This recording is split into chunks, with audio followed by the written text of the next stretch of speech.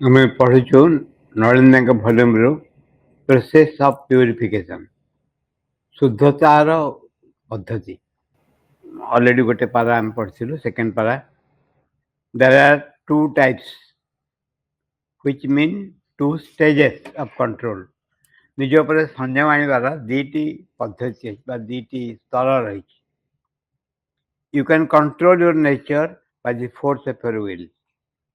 ଜଣେ ନିଜର ସଂକଳ୍ପ ଶକ୍ତି ଦ୍ୱାରା ନିଜକୁ ସଂଯମରେ ରଖିପାରେ। As one does a wicked horse by means of a tooth bit। ଯେମିତି କଣ୍ଟା ଧରିକିରି ବା ବାଡ଼ି କଣ୍ଟାଯୁକ୍ତ ବାଡ଼ି ଧରିକିରି ଘୋଡ଼ାକୁ ସାବାଡ଼ କରାଯାଏ, ଠିକ୍ ସେଇ ଭାବରେ ନିଜକୁ କରିପାରେ। But this control is precarious and the clearing or purification affected is only a skin deep। କିନ୍ତୁ ଇଏ ହେଉଛି ବହୁତ ବ୍ୟତିବ୍ୟସ୍ତ ଏଇ କଣ୍ଟ୍ରୋଲ, ଏ ସଂଯମର କିଛି ଅର୍ଥ ନାହିଁ, କାରଣ ଚମ ଭେଦିଲା ଭଳିଆ କଣ୍ଟ୍ରୋଲ ସେ କରେ। is only a purification, clearing of purification affected। जो शुद्धता एपटे रणाए is only skin deep, ଟିକେ ଚମ ଭେଦିଲା ଭଳିଆ। at the slightest weakening of the will। ସଂକଳ୍ପର ସାମାନ୍ୟତମ ଢିଲା ହେତୁ or a momentary lack of vigilance କିମ୍ବା ଦୃଷ୍ଟି ଶକ୍ତିର କ୍ଷୀଣତା ଦୃଷ୍ଟିରୁ ବା ସାବଧାନତାର କ୍ଷୀଣତା ଦୃଷ୍ଟିରୁ you may find yourself in the very midst of a volcanic eruption of passion। ହଠାତ୍ ତୁମେ ଦେଖିବ କାମନା ବାସନାର ନିର୍ଘାତ କ'ଣ କୁହାଯିବ, ନିର୍ଘାତ ଝଡ଼ ଭିତରେ ତୁମେ ପଡ଼ିଯାଇଛ।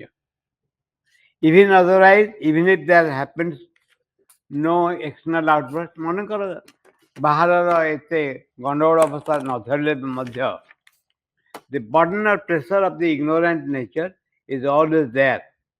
ଅଜ୍ଞାନ ଯେଉଁ ପ୍ରକୃତିର, ଅନ୍ଧ ପ୍ରକୃତିର ଯେଉଁ ଚାପ ସେ ସବୁବେଳେ ଜଣେ ଅନୁଭବ କରୁଥିବ। and the struggle or tension although thrown into the background।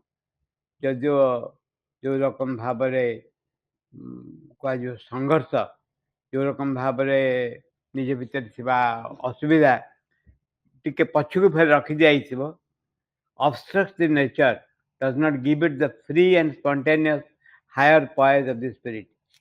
या ଯଦି ଗୋଟେ କିଛି ପରିମାଣରେ ସଂଯମ ଆସିବ କିନ୍ତୁ ଜଷ୍ଟ ପଛକୁ ଟିକେ ଠେଲି ଯାଇଥିବ, ସେ ରେଡ଼ି ହେଇକି ବସିଥିବ, ସାମାନ୍ୟ ସୁବିଧା ପାଇଲେ ପୁଣି ଆକ୍ରମଣ କରିବ।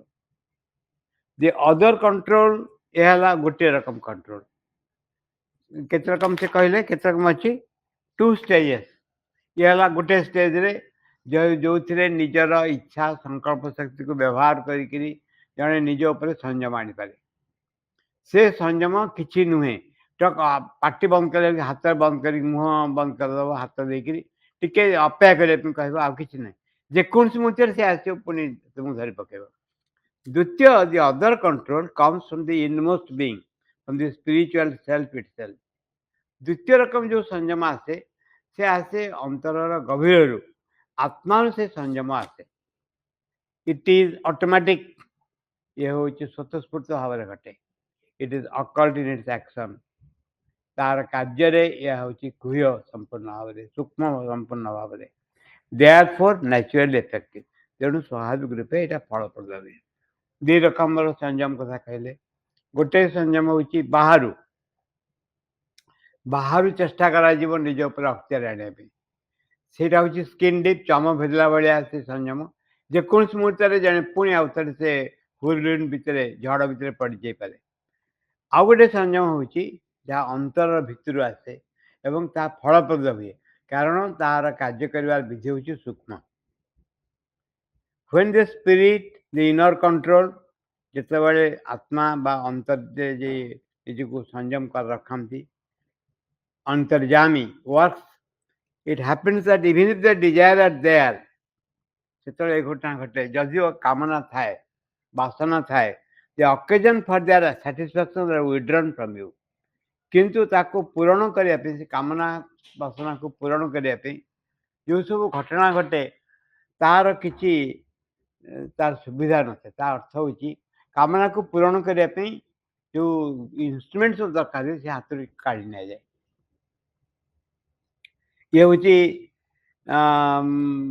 କେମିତି ନା ଜଣେ ଦେଖୁଛି ଯେ ଜଣେ ଭାସିଯିବ ବୋଲି ଏକା ସାଙ୍ଗରେ ସେ କ'ଣ କରିବ ଭିତରେ ଥିବା ମା'ଙ୍କ ଉପସ୍ଥିତିକୁ ଆହ୍ୱାନ କରୁଛି ନିଷ୍ଠାପର ସହକାରେ ଏବଂ ସେ କ'ଣ କରୁଛନ୍ତି ନା ଯୋଉ କାମନା ପୂରଣ କରିବା ପାଇଁ ଯୋଉ ବସ୍ତୁ ସବୁ ଦରକାର ତାକୁ ହାତରୁ ଛଡ଼େଇ ନେଇଯାଉଛନ୍ତି ଯାହା ଫଳରେ ଜଣେ କାମନାର ସ୍ରୋତରେ ଭାସି ପାରୁନି ବଢ଼ିଆ କରି ବର୍ଣ୍ଣନା କରିଛନ୍ତି as the mother says ମା ଯେମିତି କୁହନ୍ତି some people who are destined for the spiritual life ଯେଉଁମାନେ ଆଧ୍ୟାତ୍ମିକ ଜୀବନ ପାଇଁ ଡେଷ୍ଟିନ୍ ଥାନ୍ତି ଭାଗ୍ୟରେ ଲେଖା ହେଇଥାଏ lose all earthly props ଯେତେ ଜାଗତିକ ବସ୍ତୁ ସବୁ ସବୁ ହରେଇ ବସନ୍ତି whenever they wish to lean upon them ଯୋଉ ବସ୍ତୁକୁ ସେମାନେ ସହାୟ କରିବେ ହାତ ପକେଇବେ ଯୋଉ ଡାଳକୁ ହାତ ପକେଇବେ ସେ ଡାଳ ଭାଙ୍ଗିଯିବ ଯୋଉ କାରଣ ତା ବଡ଼ କାରଣ ହେଉଛି ଯେ ଭଗବାନ ଡିସାଇଡ୍ କରିଛନ୍ତି ଏ ଲୋକ ମୋତେ ପାଇବ ବୋଲି ବା ୟାର ଆଧ୍ୟାତ୍ମିକ ଜୀବନଯାପନ ହେବ ବୋଲି ସେଇ ସକାଶେ ଆଧ୍ୟାତ୍ମିକ ଜୀବନ ଛାଡ଼ି ଆଉ ଯେକୌଣସି ବସ୍ତୁ ପର୍ଯ୍ୟନ୍ତ ଯଦି ଆଶ୍ରା କରିବ ସେ ନିଶ୍ଚୟ ଡୁବିଯିବ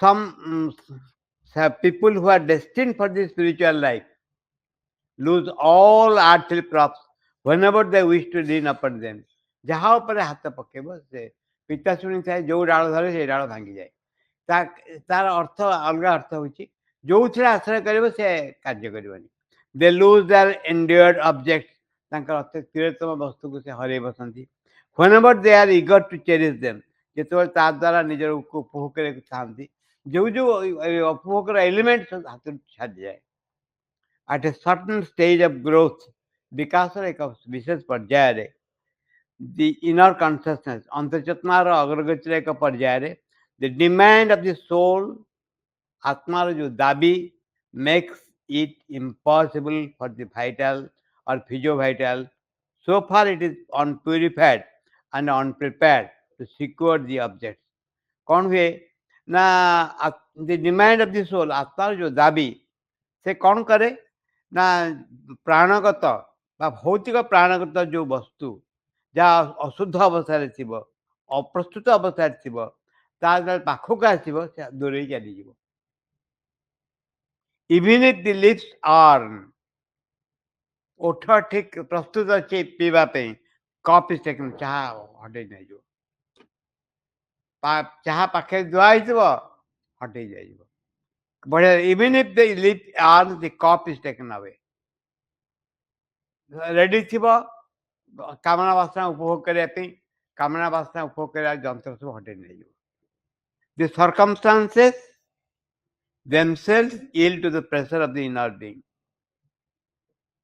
ପରିସ୍ଥିତି ଗୁଡ଼ିକ କ'ଣ କରିବେ ଅନ୍ତର୍ଚେତନାର ଯୋଉ ଚାପ ତା ଆଗରେ ମୁଣ୍ଡ ନୁହେଁବେ and conspire ବସିକି ସେମାନେ ସଲାସୂତ୍ର ହେବେ themselves yield to the pressure of the being conspire as it were to withhold remove all dangerous contact ଯୋଉ ସମ୍ପର୍କ ଯୋଉ ଘଟଣା ବ୍ୟକ୍ତିକୁ ସାଂସାରିକ ଜୀବନ ପାର୍ଥିବ ଜୀବନରେ ବାନ୍ଧିକି ରଖିବ ସେ ଜିନିଷ ହାତରୁ ଖସିଯିବ ଜମା ତାକୁ କରିଦେବେନି ତା କାରଣ ହେଉଛି ଅନ୍ତର୍ଚେତନା ଅଗ୍ରଗତିର ଏଭଳି ଏକ ପର୍ଯ୍ୟାୟରେ ଆସି ପହଞ୍ଚିଛି ଯୋଉ ପର୍ଯ୍ୟାୟରେ ପହଞ୍ଚିଲେ ବ୍ୟକ୍ତି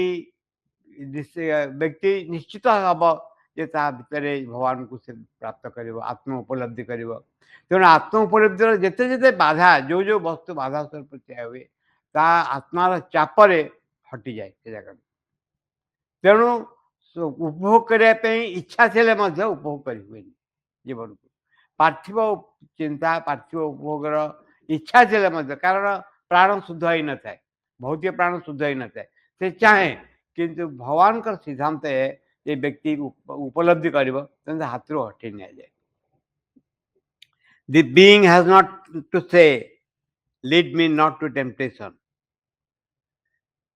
for the temptations by themselves slip away ଏଇଟା ହେଉଛି lead not to temptation ହେଉଛି ବାଇବେଲର ବାଣୀ କହିବାକୁ ପଡ଼େନି ହେ ଭଗବାନ ମୋତେ ପ୍ରଲୁବ୍ଧ ଅବସ୍ଥାକୁ ନିଅନି ପ୍ରଲୁବ୍ଧ କରାଅନି କାହିଁକି କହିବାକୁ ପଡ଼ିବନି କାରଣ ପ୍ରଲୁବ୍ଧ ହେବା ପାଇଁ ଯୋଉ ଏଲିମେଣ୍ଟ ଦରକାର ସେ ହାତରୁ ହଟି ଯାଇଛି ଅଲରେଡ଼ି କହିବାକୁ ପଡ଼ୁନି ମୋତେ ପ୍ରଲୁବ୍ଧ କରନି even if the lip and the cup is taken away. The circumstances themselves yield to the pressure of the inner being and conspire अर्थ होची सला सूत्र हुଅନ୍ତି. As it were to withhold, remove all dangerous contact. जो संपर्क विपज्जनक संपर्क जहाँ मनीष को बांधिकी रखे आत्मोपलब्धि दिगरे विरोध ठिया हुए ताको आगुरु हटे दिया. The being has not to say, lead me not to temptation, for the temptations by themselves slip away. That is the earlier poise of the intergram we are describing. The next poise comes when the wish impulse. ये हो जी प्रारंभिक अवस्था जो अवस्था रे व्यक्ति अवस्था हुए प्रथम कथा कौन हुए ना देयर टू स्टेजेस कथा कहले गोटे चेष्टा करे जने जो कंट्रोल करबे कंट्रोल कर पारुनी ता कारण होची एते संकल्प शुद्धता आसेनी जोर आसेनी जेटा करि परिबो. द्वितीय रे अंतर्चेतना अभिवृद्धि लाभ करानी विकास लाभ करानी एवं से विकास विकसित अवस्था रे से कौन को जितेबाला कौन से अकेजन आसूचे निजक उपभोग करने से अकेजन सब दूर हो जाए कारण अंतर्चेतनार चाप द्वारा चाप बुझी जड़े किए मो भितर अच्छा से डिसाइड कर घटना एमती भाव घटे बोली इच्छा अनुसार बाहर परिस्थिति आरेंजमेंट हो जाए जहाँ फल व्यक्ति आगे जावाक आरंभ कर.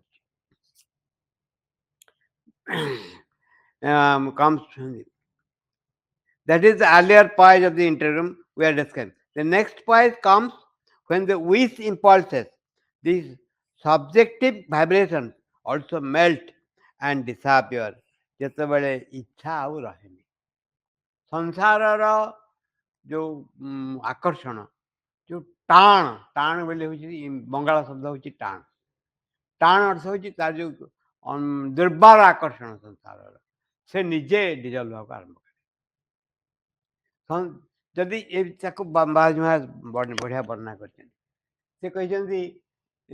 जो बाबू माने जो माने श्रमिक चाषी माने कौन करती खरा दिन चाष करती लंगल धरिकी चाष करती हल बलद धरिकी लंगल धरी चाष करती किसी लगे घंटा घंटा धरी चाष करती जो बाबू मैंने एसी रूम में था कंप्यूटर चलू था 5 मिनट चाष कर कह तो अवस्था कौन हम एकदम अवस्था खराब हो एग्जैक्टली जो माने सांसारिक जीवन यापन करती सांसारिक जीवन खराब किसी लगे जो माने एक उन्नतर हायर जीवन यापन कर destined to do it realise the divine सांसारिक जीवन 5 मिनट रखा जाए सफोकेटेड फील करेंगे भल लगे जमा से आसे कहते.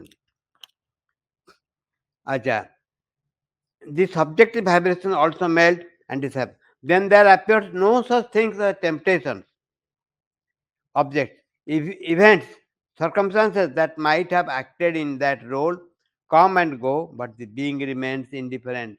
जिनसे आसे एवं जाए किंतु व्यक्तिर अंतर्चेतना को स्पर्श करे एक घटना एमती घटे व्यक्तिर अंतर्चेतना को स्पर्श करे and remains indifferent.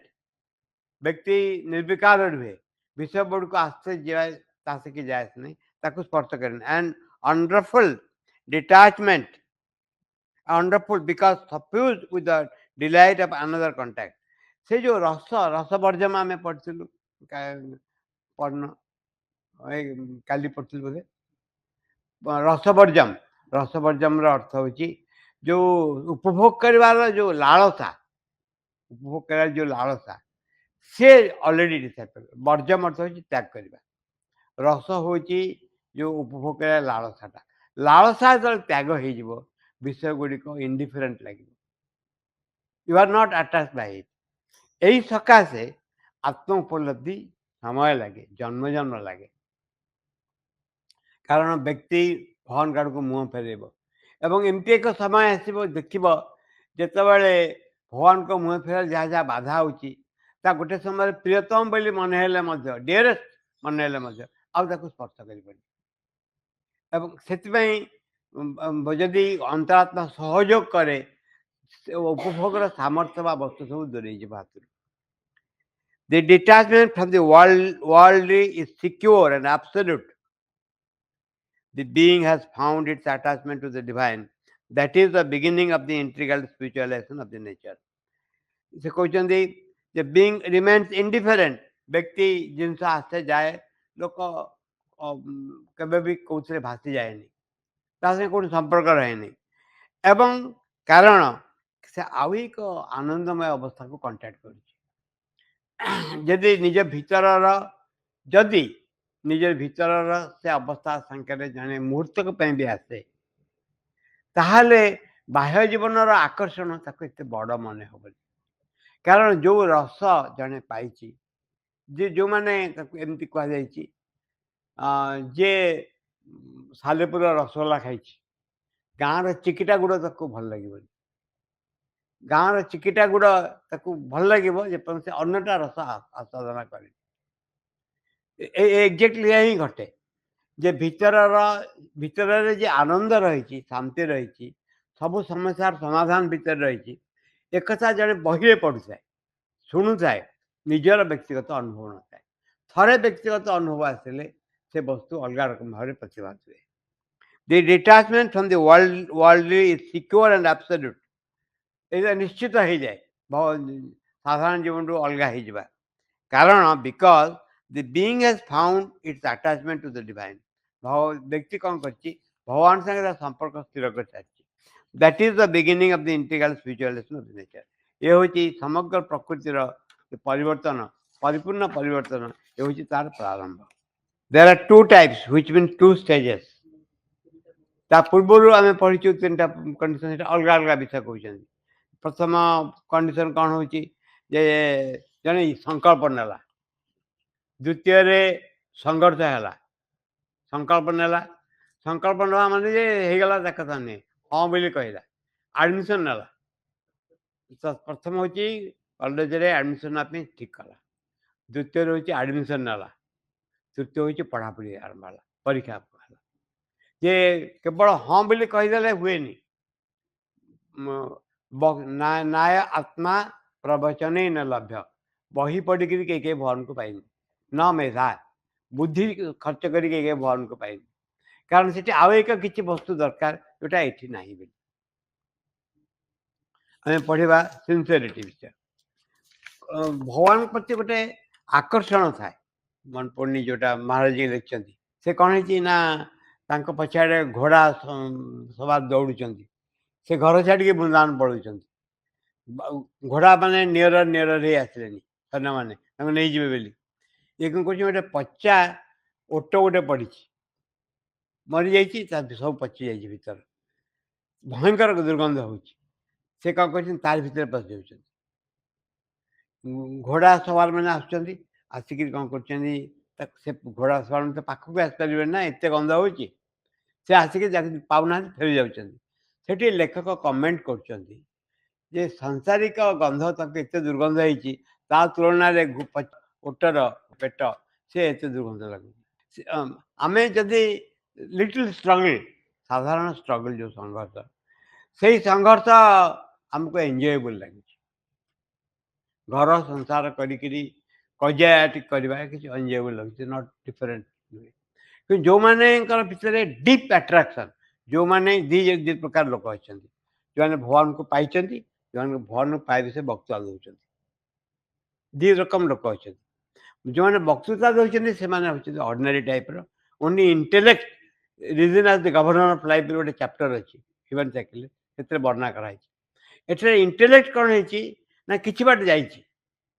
ଯାଇକରି କନଭିନ୍ସ ହେଉଛି ଯେ ଭଗବାନ ପାଇବା ଦରକାର ବୋଲି that also means has realise the divine ବୁଦ୍ଧି କନଭିନ୍ସ ହେଉଛି ହଁ ଭଗବାନଙ୍କୁ ପାଇବା ବୁଦ୍ଧି ଯଦି କନଭିନ୍ସ ହେଇପାରିଲା ତା କାମ ଛିଣ୍ଡିଗଲା ବୁଦ୍ଧି କନଭିନ୍ସ ହେବ ନିଶ୍ଚିତ ହେବ ଯେ ଭଗବାନଙ୍କୁ ପାଇବା ବହୁତ ଦରକାର ଏଇଟା ହେଉଛି ବଡ଼ କଥା ଭଗବାନଙ୍କୁ ପାଇବା ବିଷୟରେ ବକ୍ତବ୍ୟ ଦେବା ଅପେକ୍ଷା ଭଗବତ ଉପଲବ୍ଧି ହେଉଛି ବଡ଼ ଏଇ ଗୋଟିକ ଯଦି କନଭିନ୍ସ ହେବ ରିଜନ୍ର ଯେଉଁ କାର୍ଯ୍ୟ ସେ ସରିଗଲା ରିଜନ୍ ନେଇକି ପହଞ୍ଚେଇଦେଲା ଗେଟ୍ ପାଖରେ ସେ ଗେଟ୍ ପାଖରେ ତୁମେ ବର୍ତ୍ତମାନ ନିଜେ ଯିବା ଆରମ୍ଭ କରିବ ଏହା ହିଁ ହେଉଛି କଥା ଆମେ ପଢ଼ିବା ସିନ୍ସିୟରିଟି ବିଷୟରେ କହୁଛନ୍ତି the first condition of the spiritual life and the last condition as well ଆଧ୍ୟାତ୍ମିକ ଜୀବନର ପ୍ରଥମ ସର୍ତ୍ତ ଏବଂ ଶେଷ ସର୍ତ୍ତ first condition of the spiritual life and the last condition as well is sincerity ହେଉଛି ଆନ୍ତରିକତା ସିନ୍ସିୟରିଟିର ଓଡ଼ିଆ କ'ଣ ହେବ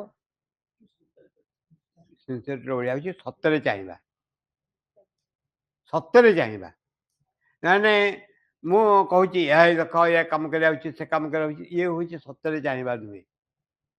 ନିଷ୍ଠା ହେଉଛି ଏଭଳି ଏକ ବିଷୟ, ଅପୂର୍ବ ବିଷୟ ନିଷ୍ଠା ଯେ ବ୍ୟକ୍ତି ଗୋଟେ ସେଣ୍ଟ୍ରାଲ ସିନସିୟରିଟି ବୋଲି ଗୋଟେ ଅଛି, କେନ୍ଦ୍ରୀୟ ସଂକଳ୍ପ ବୋଲି।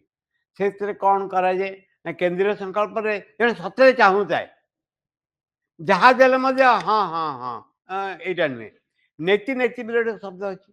ନେତି ନେତି ମାନେ ଏଇଟା ନୁହେଁ, ଏଇଟା ନୁହେଁ। କୋଉଟା ସେ କହିପାରୁନି କିନ୍ତୁ ଏଇଟା ନୁହେଁ ବୋଲି। ତେଣୁ ସଂସାରରେ ଯେତେବେଳେ ବିଭିନ୍ନ ଘଟଣା ଘଟିଯାଏ ଜୀବନରେ, ବହୁ ବିଷୟ ଆଖି ଆଗରେ ଦେଖାଯାଏ ଏବଂ ତାକୁ ଉପଭୋଗ କରିବା ପାଇଁ ପ୍ରେରଣା ମଧ୍ୟ ଆସେ। ବ୍ୟକ୍ତି ଦେଖେ ଯେ ଇଟ୍ ଇଜ୍ ନଟ୍ କରେକ୍ଟ। ଏଇ ସକାଶେ କିଛି ଜନ୍ମ ଲାଗେ। କାରଣ ଭଗବାନ ହେଉଛନ୍ତି ସ୍ୱାଧୀନ, ମୁକ୍ତ। ଆତ୍ମା ହେଉଛି ମୁକ୍ତ। ଆତ୍ମା ମୁକ୍ତ ଭାବରେ ଡିସାଇଡ୍ କରିବ ଯେ ମୁଁ ଭଗବାନଙ୍କୁ ଚାହିଁଛି। One must sincerely want the spiritual life in order to have it. ଜଣେ ଏଇ ଆଧ୍ୟାତ୍ମିକ ଜୀବନ ଯାପନ କରିବାକୁ ହେଲେ, ପ୍ରାପ୍ତ କରିବାକୁ ହେଲେ ଜଣେ ନିଷ୍ଠାପର ସହକାରେ ତାକୁ ଚାହିଁବା ଦରକାର। ତାକୁ ଦେଖେଇ ଦିଆଯିବ ବହୁ ବିଷୟ। ଯେମିତି ଏଇଟା ନାହିଁ, ଏ ଯୋଉ କୁରାଢ଼ୀ କାଠ କାଟୁଛି, କାଠ କାଟୁଛି। କିଏ କାଟୁଛି? କାଠିଆ କାଠ କାଟୁଛି କୁରାଢ଼ୀରେ। ନଈ କୂଳରେ ଗଛ ବସି କୁରାଢ଼ୀଟା ଖସି ପଡ଼ିଲା ହାତରୁ ନଈ। ହାଁ, ଏଇ ମୁଣ୍ଡରେ ହାତ ଦେଇ ବସିଲା ଆଉ କାନ୍ଦିଲା। ଜଳ ଦେବୀ ବାହାରି ଆସିଲେ। ସେଥିରୁ କହିଲେ ଯେ କାଇଁ କାନ୍ଦୁଛୁ? ନା ମୋ କୁରାଢ଼ୀ ହଜିଗଲା, ଏ ପାଣିରେ ପଡ଼ିଗଲା। ସେ କ'ଣ କଲେ ଗୋଟେ ସୁନା କୁରାଢ଼ୀ ଦେଖେଇଲେ, କହିଲେ ଏଇଟା? ନା ଏଇଟା ମୋର ନୁହେଁ। ରୂପା କୁରାଢ଼ୀ ଦେଖିଲେ, ଏଇଟା ମୋର ନୁହେଁ। ତମ୍ବା କୁରାଢ଼ୀ ଦେଖିଲେ, ଏଇଟା ମୋର ନୁହେଁ। ଲୁହା କୁରାଢ଼ୀ ଦେଖିଲେ, ହଁ ଏଇଟା ହେଇଛି ମୋର। ସେଥିପାଇଁ ସେ ତାକୁ ଖୁସି ହେଇକିରି ସୁନା ତମ୍ବା ସବୁ କୁରାଢ଼ୀ ଦେଲେ। ଏଇଟା ହେଉଛି ଯୋଉଟା ମୋ ପର୍ପସ୍ ସଲ୍ଭ କରିବ। ସିନସିୟରିଟିର ଅର୍ଥ ହେଉଛି ଯୋଉଟା ମୋର ଉଦ୍ଦେଶ୍ୟ ସାଧନ କରିବ, ସେ ଗୋଟିକ ମୁଁ ଚାହିଁବି। ଅନ୍ୟ ଗୁଡ଼ାକ ଆସି ପହଞ୍ଚିବ। ମୋର ଏପର୍ଯ୍ୟନ୍ତ ଧାରଣା ଅଛି ଟଙ୍କା ପଇସା ଯଦି ମୋତେ ବହୁତ ମିଳିଯିବ, ମୋ ଜୀବନ ସୁଖରେ କଟିଯିବ। ମୋର ଧାରଣା ଅଛି ଏପର୍ଯ୍ୟନ୍ତ। ଯାହା କୁହ ନା କାହିଁକି, ଟଙ୍କା ତା'ମାନେ ଗୋଟେ ସିଚୁଏସନ୍ କ୍ରିଏଟ୍ ହେବ। ଯେଉଁ ସିଚୁଏସନ୍‌ରେ ଟଙ୍କା ପଇସା ସବୁ ଆସିବ, ସୁଖ ଚାଲିଯିବ ଜୀବନ। ଯେଉଁ ଯାହାକୁ ମୁଁ ପ୍ରାପ୍ତ କରିବା ସକାଶେ ଟଙ୍କା ପଇସା ମୁଁ ଖୋଜୁଛି, ସେଇ ଜିନିଷ ମୋଠୁ ହଜିଯିବ। କିନ୍ତୁ ଟଙ୍କା ପଇସା ଆସି ପହଞ୍ଚିବ। ମୁଁ ଠିକ୍ ସେ ଭାବରେ ମୁଁ ଯଦି ଗୋଟେ ବହୁତ ବଡ଼ ପୋଜିସନ୍‌ରେ ରହିବି, ବହୁ ବ୍ୟକ୍ତି ମୋତେ ସମ୍ମାନ କରିବେ, ମୋ ଜୀବନରେ ସୁଖ ଆସିବ। ତାହା ହିଁ ଘଟିବ। ଏ ଜନ୍ମ ନହେଲେ ଆଉ କୋଉ ଜନ୍ମରେ ଘଟିବ। ଯେ ମୁଁ ବହୁ ବଡ଼ ପୋଜିସନ୍ ଆସିବି, ଲୋକ ଆସିବେ, ସମ୍ମାନ କରିବେ, ପ୍ରଣାମ କରିବେ। କିନ୍ତୁ I will not never get ସାଟିସ୍ଫାକ୍ସନ୍।